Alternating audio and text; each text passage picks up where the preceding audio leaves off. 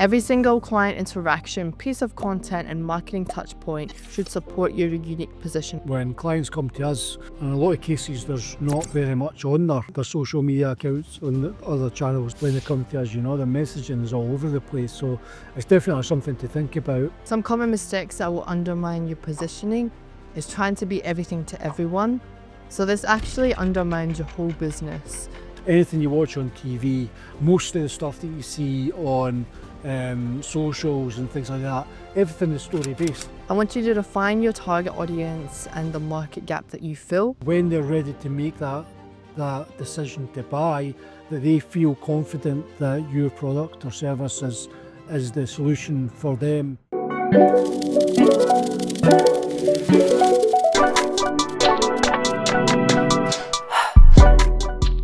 Hi guys, welcome back for episode 38. So last week we spoke about delivering exceptional customer experience to build that trust and loyalty with your customers. The big takeaway was that experience convert clients into advocates, but perception drives the authority. So this week we're exploring how to strategically position your business so the market sees you as the obvious choice. Positioning matters far more than tactics in your business. Marketing, pricing, and promotions are short-term levers. Positioning shapes long-term perception of the business and how the customer perceives where you sit in the market. Proper positioning allows you to attract the ideal clients, which is that in B2B, that's an absolute must. It allows you to command premium pricing and it avoids price wars. Businesses that fail to position themselves often struggle to stand out because they're generally in the sea of sameness, even if they've got great products and services. So positioning is absolutely important to make sure that you're positioned in a way that you're unique. And differentiation is super important, especially in B2B where there's loads of people who say that the marketing agencies, there's a difference between marketing and growth agencies, which we'll talk about in a different podcast. But if you look at marketing agencies, most of them just look the same. So what they tend to do is all charge the same as well. It's just not the way to do things. So some key elements of a strong market position is clarity. So you've clearly defined what you do, who you serve, and why it matters. Differentiation, so you show how you're distinct from your competitors beyond the features and the price. Credibility and authority, you leverage your expertise to show case studies, testimonials, and thought leadership. Relevance, you ensure that your positioning resonates with your target audience's needs and desires. Yeah, a great example of that is, if you take Adonis Media, for instance, we position ourselves as a growth agency. I'll rephrase that. We actually position ourselves as a B2B growth agency because B2B is very different from B2C and DTC and things like that, where there's a buying committee, there's generally a longer sales cycle, and usually the purchase is more complex. So we position ourselves as a growth agency for other B2B organisations. We differentiate ourselves with the process and how we do it. So most other agencies are generally either marketing agencies. There are a few others that position themselves as a growth agency, but when you see their messaging and things, it just looks the same as a marketing agency, But we go a step further. And that we've actually created our own unique process called Metamorph IQ, and we're also in the process of continually building our B2B growth platform, which helps execute strategy, which allows the business to focus on the growth of the overall business. So that's why we position ourselves, and that's why we fully intend in dominating our market, especially within Brisbane City and surrounding suburbs. Yeah. So aligning positioning with your brand story and experiences. So your story, which we spoke about in episode 36, and your experience from episode 37 should reinforce your position. Every single client interaction, piece of content, and marketing touch point should support your unique position as well.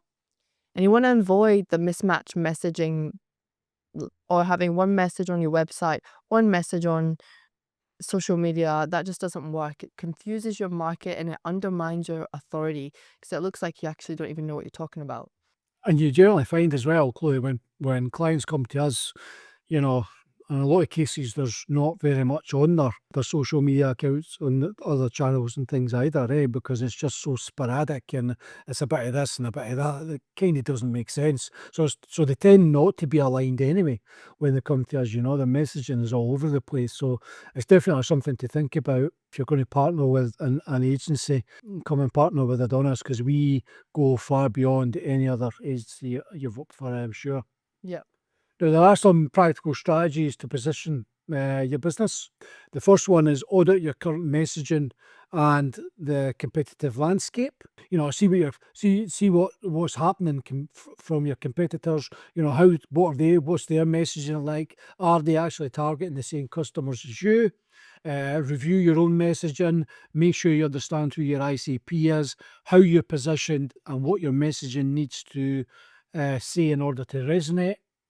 Identify gaps in the market for opportunities to stand out. Make sure that you're crafting a clear positioning statement that communicates the unique value that you provide. In a lot of cases as well, you should really, on your homepage, within the hero section, you should have your value proposition, so that people can see what value it is that you actually bring to the table. You can then leverage thought leadership, content marketing, and client success stories to reinforce your positioning and your messaging, or through messaging anyway, and just consistently communicate your position across all channels. Just make sure that whether it's your website, your socials, your sales, or your service, that your messaging that you're communicating is consistent over all of them. So that it's the same message to the same clients. It all resonates with your prospective ICP.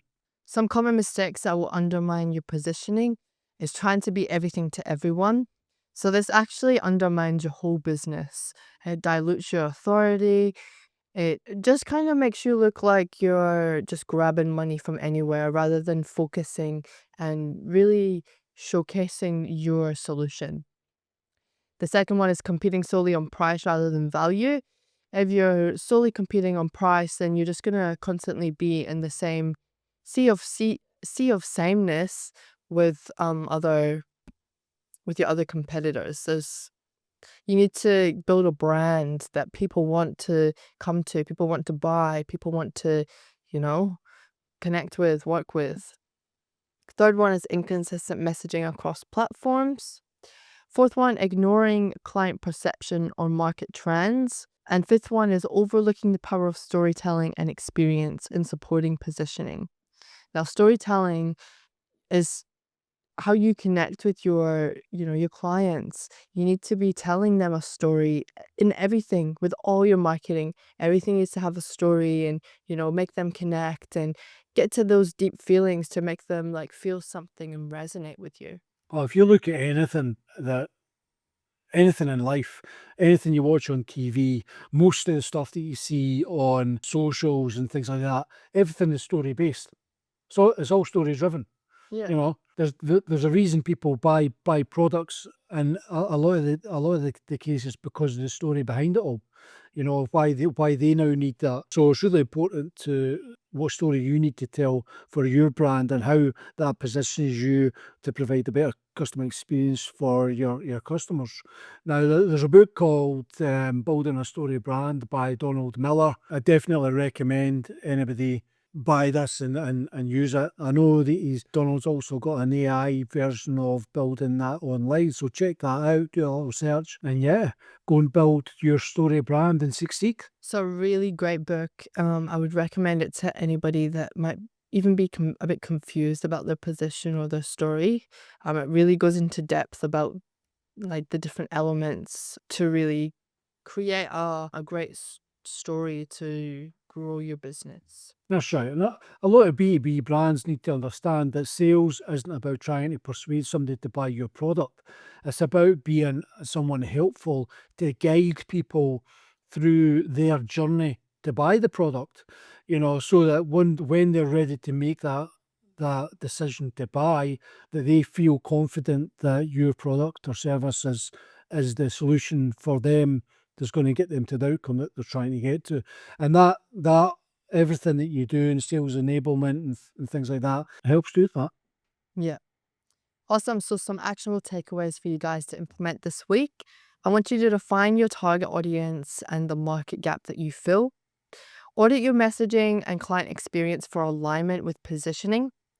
Create a simple, clear positioning statement to guide your decisions. Reinforce your positioning through storytelling, content, and consistent experiences. Monitor perception and iterate as needed because positioning will evolve with your market. Next week on the Adonis Effect, we're shifting the focus from how the market sees your business to how you turn prospects into paying clients. We'll break down the key metrics, the strategies, and tweaks that can boost your conversion rates and help you get more results from the leads you already have. If you want to turn interest into action and maximize every opportunity, then don't miss out on episode 39. Looking forward to it, Chloe. Awesome. We'll see you on the next one. Thanks, guys. Goodbye. Bye.